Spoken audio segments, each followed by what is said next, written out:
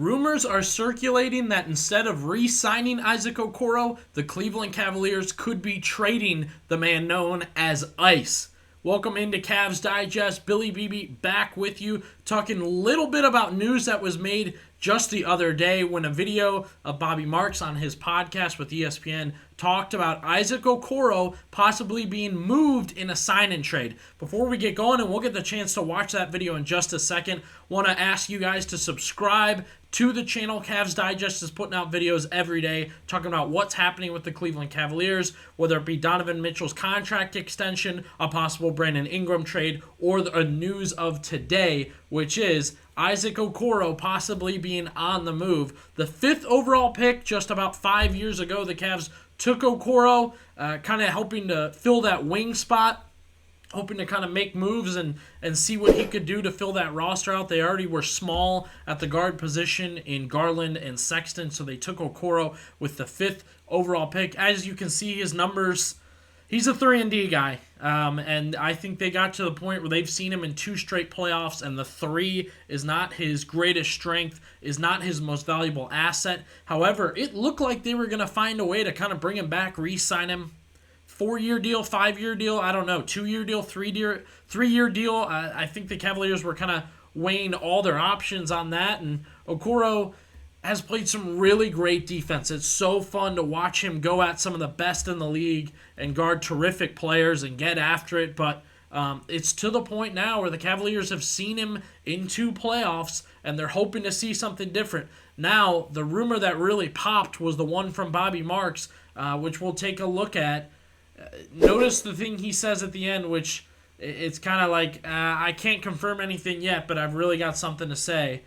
Let's take a look here.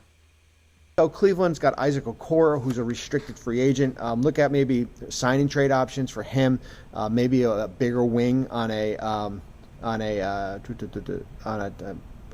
don't want to give away the beans here. So keep an eye on Cleveland as far as signing trade options for Isaac Okoro here.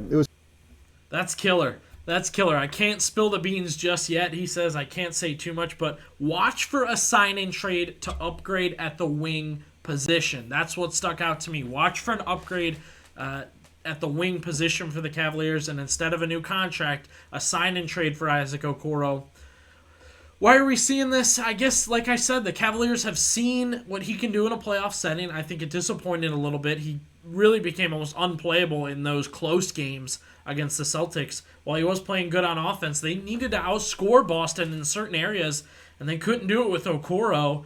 And I think he'll get better at threes. I think he has that chance to become a true, consistent 3-and-D guy. The problem there is he needs the ball in his hand more. He needs a chance at more shots. He's just not going to get it with Cleveland again. If looking at his stats free agent, look at maybe what he's done so far. I mean, the facts are he's going to need more shots to get better at it, and he really isn't going to get that opportunity with the Cavs. Now, the statement from Bobby Marks, they got to get better at wing. What are their options there? There's 2 names we're hearing right now. Miles Bridges from the Charlotte Hornets.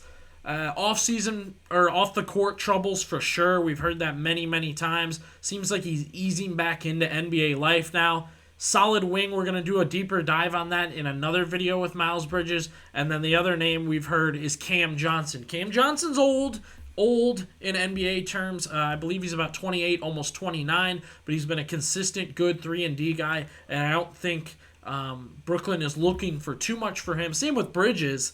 That's not going to be an overpay. Neither is. Both teams need to cut ties. Bridges especially. I think Charlotte is done. They want no part of it there. But was it surprising to anybody else that Isaac Okoro is up in a sign-in trade and not a straight-up re-signing and one more shot with the Cavaliers to run it back? Did that surprise you? Leave a comment. Let me know what you think about that. And then let me know what you think about Miles Bridges or Cam Johnson coming to the Cavaliers. What's the most you would give up for those guys? And what is Isaac Okoro's kind of legacy or your thoughts about his time in Cleveland? Make sure you stay tuned with Cavs Digest.